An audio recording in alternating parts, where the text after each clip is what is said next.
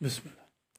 Nikki fut ravie de constater que Sonia Reed avait tenu sa promesse de lui ramener Emily pour un check-up avant que la famille ne quitte Wirilda avec le cirque. Après avoir examiné la petite, elle la confia à Grace afin de pouvoir s'entretenir avec sa mère. En dehors de l'eczéma, Sonia et Emily a l'air en bonne santé. Je suis heureuse de vous l'entendre dire, répondit Sonia en lançant un coup d'œil nerveux vers la porte. Il n'y aura pas de problème avec la réceptionniste? Emily n'a pas l'habitude de voir du monde en dehors de nous et... Nikki lui adressa son sourire le plus rassurant. Ne vous inquiétez pas. Grace a un véritable don avec les bébés et je voulais que nous discutions un peu, toutes les deux. Sonia hocha la tête. J'ai remplacé le savon par les flocons d'avoine, bien sûr. Il est encore trop tôt pour avoir des résultats. Mais c'est un début. Avez-vous réfléchi pour le nutritionniste? Les joues de la jeune femme se colorèrent légèrement. En fait, j'ai longuement parlé avec Marcus hier, après le spectacle. Et bizarrement, il avait eu la même idée que moi. Lui aussi aimerait quitter le cirque et mener une vie plus sédentaire. Et c'est envisageable? Nous l'espérons. Tout dépendra de son père, en fait. Il faudra voir s'il peut lui donner une indemnité. Marcus le mérite largement. Il travaille dans le cirque depuis qu'il a quitté l'école et il a toujours donné le meilleur de lui-même. Moi-même, je n'ai pas été en reste. Oh, désolé, vous avez sûrement beaucoup de travail et je suis là à bavarder. Vous êtes ma dernière patiente avant le déjeuner et je peux vous accorder quelques minutes sans problème. Donc, supposons que vous et votre mari puissiez obtenir un arrangement satisfaisant. Vous fixeriez-vous rapidement? Dans la mesure du possible, oui. Nous retournerions sur la côte, dans une ville où je pourrais inscrire Émilie à la maternelle. Et Marcus pourra trouver un emploi, ajouta-t-elle, confiante. Il devra peut-être faire un stage de formation, mais dans ce cas je me débrouillerai pour avoir moi-même un job, en attendant qu'il soit prêt. J'ai été secrétaire à une époque, c'est comme ça que je l'ai connu. Après l'avoir écouté encore quelques minutes, Nikki se leva, signifiant la fin de la consultation. Bonne chance pour votre nouvelle vie, Sonia. Merci beaucoup. C'était très gentil de votre part de me consacrer tout ce temps. Les femmes à la laverie ne se trompaient pas en m'adressant à vous. Touché par ces louanges, Nikki rejoignit Liam dans la cuisine où, assis à la table, il lisait une revue médicale. Sa bonne humeur se fana un peu quand elle avisa sa mine de mauvais jour. « Bonjour, tu es parti tôt ce matin, remarqua-t-elle. Un appel? Un de ces pensionnaires de la maison de retraite était allé se promener. Ils l'ont récupéré, mais l'infirmière de nuit voulait que je l'examine. Il y a eu du monde aujourd'hui. » Il releva enfin la tête et ferma son magazine. « Comme d'habitude, répondit-elle en posant une main sur son bras. Tu as réussi à dormir? » Il la considéra en silence. « Je veux dire, je comprendrai que non, parce que... » Lentement, elle s'écarta, embarrassée d'avoir même par allusion évoqué l'intimité qu'ils avaient partagée la veille, et s'assit en face de lui. « Nikki, où comptes-tu aller comme ça ?» Elle baissa les yeux sur la fourchette qu'elle commença de tourner entre ses doigts. Ce n'était pas cette réaction qu'elle avait espérée de lui. « Je voulais juste parler de nous. Le moment n'est pas très bien choisi, tu ne penses pas? » Quand alors? Son geste évasif l'agaça. Il faut peut-être que je prenne rendez-vous. Nick, arrête ce numéro, tu veux? Elle le dévisagea un instant, puis poussa un énorme soupir. Si notre relation est si problématique pour toi, je devrais peut-être songer à déménager. Allons bon, et où irais-tu? Je ne sais pas, moi, dit-elle en haussant les épaules. Au pub, ils ont des chambres. Je ne te laisserai sûrement pas t'installer là-bas. Je me passerai de ta permission. Nicky, arrête, répéta-t-il. Grace va arriver et je ne veux pas que nos histoires personnelles... Il s'interrompit brusquement comme Grace poussait la porte. Celle-ci hésita avant de pénétrer dans la pièce pour poser le plateau sur la table. « Je dérange ?» demanda-t-elle. « Pas du tout, mentit Liam. D'un coup d'œil, il regarda les joues empourprées de Nikki. Son froncement de sourcils obstiné. Bon sang.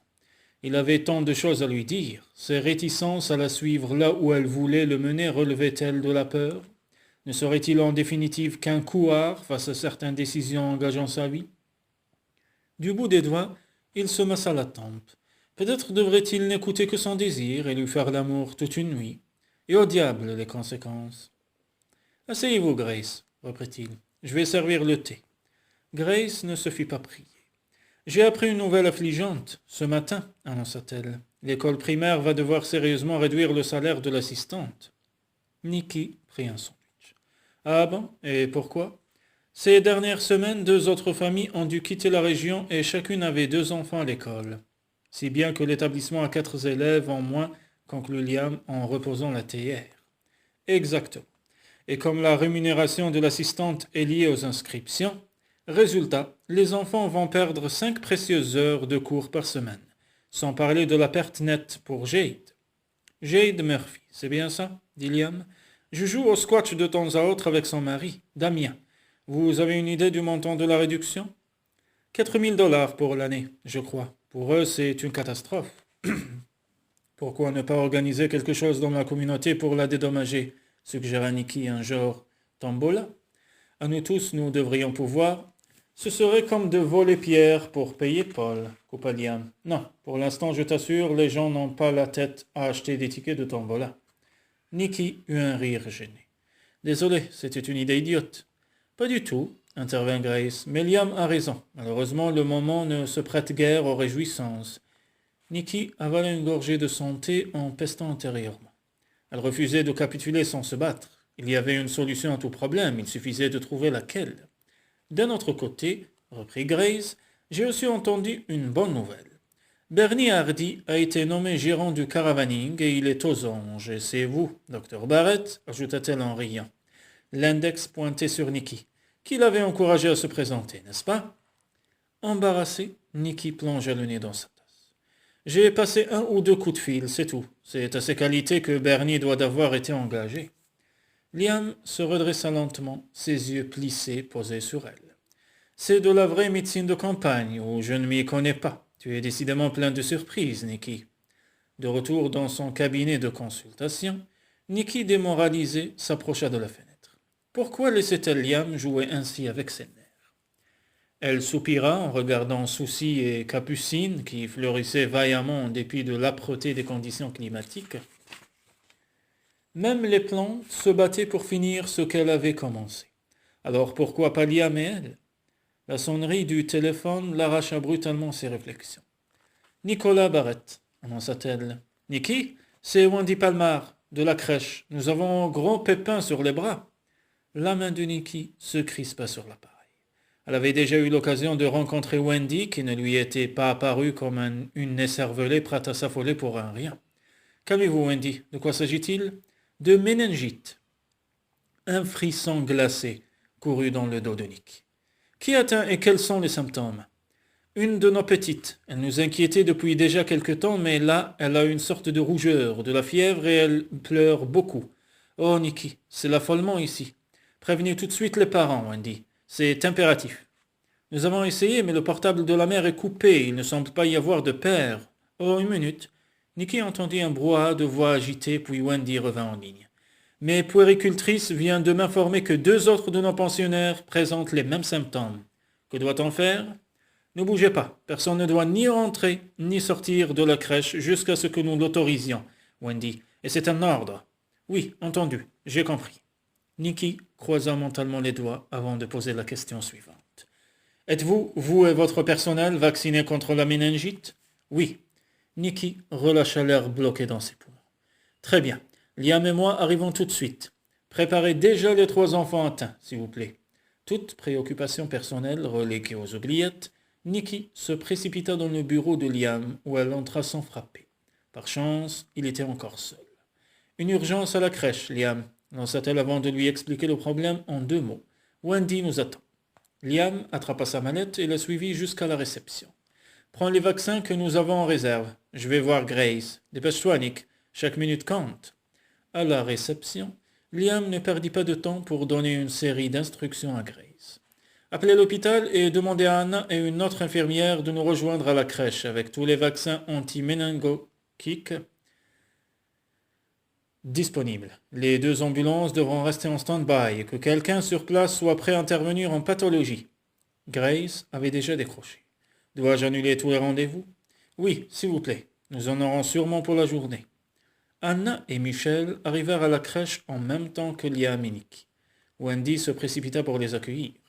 Nous avons mis la petite à l'infirmerie et isolé les 2 autres dans la salle de jeu, dit-elle sans préambule. J'ai vérifié leurs fiches, aucun d'eux ne présente de réaction allergique. Merci, Wendy, dit Liam. Nikki et moi allons voir le bébé d'abord. Anna, pourrez-vous examiner les deux autres avec Michel pendant ce temps? Où sont les autres gamins s'étonna Nikki devant les pièces vides. Wendy se massa machinalement le front. Dans la véranda, à l'arrière du bâtiment. J'ai envoyé Rosie s'occuper d'eux. Les marionnettes que vous avez apportées la dernière fois font des miracles, Nikki. Tant mieux. N'oubliez pas, Wendy. L'établissement doit rester fermé. Personne ne doit entrer ou sortir. Oui, mais certains parents viendront d'ici peu chercher leurs enfants. Mettez une porte-carte sur la vitre. S'ils ont un portable, ils vous appelleront. Ayez vos réponses prêtes. Nous vous tiendrons régulièrement au courant, dit Liam. Nikki remonta en courant le couloir menant à l'infirmerie.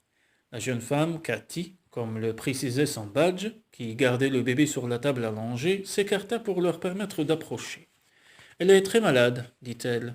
C'est moi qui m'en suis toujours occupé depuis qu'elle vient ici. » Nikki lui posa gentiment la main sur l'épaule. « Nous allons faire notre possible pour la soigner, Cathy. D'ici là, pourriez-vous aider les deux infirmières avec les autres enfants ?» Après un dernier regard à la fillette, Cathy se retira silencieusement. Liam était déjà en train de vérifier les signes vitaux. « Elle est inconsciente, annonça-t-il. 41 de fièvre, pouls rapide et tachypnée. » Nikki remonta le petit maillot et baissa la couche. « Le purpura s'est apparemment répandu sur tout le corps. Il faut la mettre sous oxygène, Liam. Je dirais 6 litres la minute. Tu te charges de l'intraveineuse ?» En raison du très jeune âge de la patiente, Liam inséra la canule dans la cheville. « Je peux aider ?» proposa Wendy. « Oui, nous aurons besoin de serviettes mouillées, s'il vous plaît, » dit Liam en préparant une dose d'antibiotiques. « La fièvre doit baisser, coûte que coûte. »« Tout de suite, » dit Wendy qui est repartie en courant. « Que lui donnes-tu » demanda Nikki. « Vancomycine, ça semble être la panacée en pédiatrie en ce moment. Et voilà petite, chuchota-t-il en injectant le produit dans la minuscule veine. Michel passa à son tour la tête dans l'entrebâillement de la porte. Les deux enfants ont des rougeurs cutanées et de la fièvre. Cathy est en train de leur faire couler un bain. Nous serons prêtes quand vous voudrez poser la canule. Mais je voulais tout de même vous avertir qu'ils sont très agités l'un et l'autre.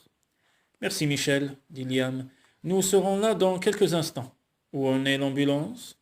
Elle vient d'arriver et ils n'ont pu en envoyer qu'une. Liam, s'écria Nikki, elle a une crise. Le Valium, vite! Les yeux du bébé se révulsaient et il commençait de se raidir. Tiens là! Liam réagit aussitôt. C'était une véritable course contre la montre, mais en quelques secondes, il avait administré la dose nécessaire. J'ai monté l'oxygène à 8 litres, informa Nikki. Il ne pouvait pas perdre le bébé, il n'en avait pas le droit. 30 secondes, annonça Liam en regardant sa montre. Bon sang, elle devrait en sortir maintenant. Ça y est, Nikki s'autorisa à respirer de nouveau. Ça a marché, elle revient. Oh mon Dieu. Le visage de Liam demeurait sombre. Il faut qu'elle soit conduite immédiatement à l'hôpital, Nikki. Je te laisse t'occuper des deux autres. Nikki avait conscience que chaque seconde comptait. Mais avant de poursuivre les traitements, il était essentiel qu'une analyse de sang leur confirme qu'il s'agissait bien d'un virus méningo-xique.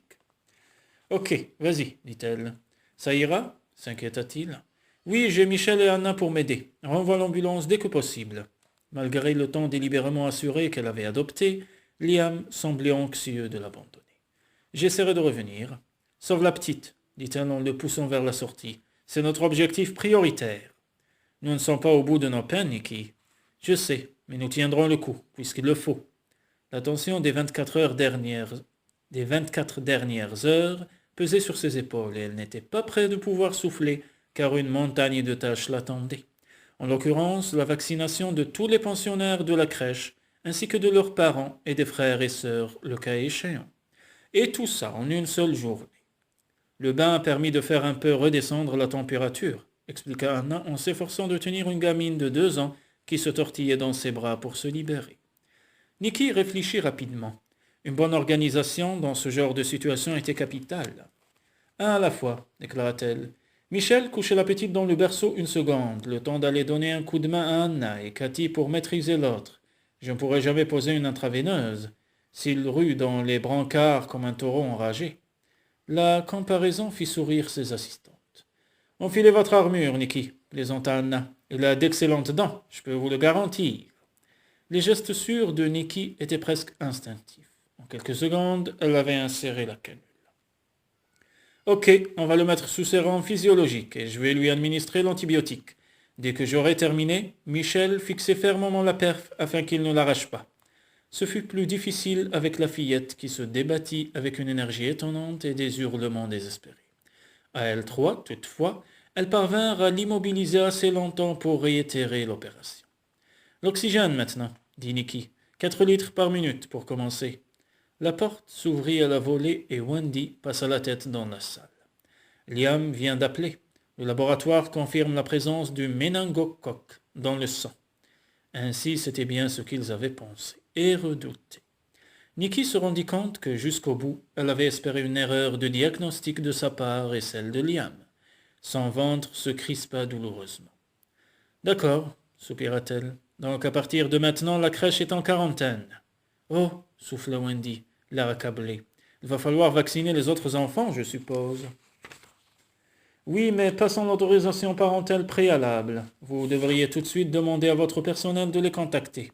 Nous n'avons qu'une ligne, dit Wendy, mais la plupart d'entre nous ont des portables. Tant mieux, utilisez-les. Je veillerai à ce que les appels soient remboursés et précisez bien que les parents doivent eux-mêmes se présenter ici pour être vaccinés, ainsi que les autres membres de la famille s'il y en a. Mais ils devront rester à l'extérieur. Il faudrait installer une sorte d'abri, une tente par exemple, avec quelques chaises. Je vais prévenir le maire. Il connaît sûrement quelqu'un à qui confier ça. À propos, j'ai réussi à joindre les parents des 3 malades et je les ai envoyés directement à l'hôpital. Merci de votre aide, Wendy, dit Nicky en rassemblant son matériel. Anna et Michel commenceront les vaccinations de mon côté. J'accompagne les 2 petits à l'hôpital. Je vous tiens au courant. Dès leur arrivée, les 2 enfants rejoignirent le bébé dans une chambre d'isolement où il avait été placé.